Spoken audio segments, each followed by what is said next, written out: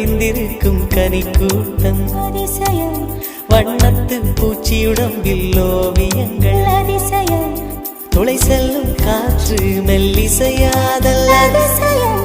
குருநாதன் இல்லாத குயில் பாட்டு அதிசயம் அதிசயமே அசந்து போகும் நீ எந்த அதிசயம்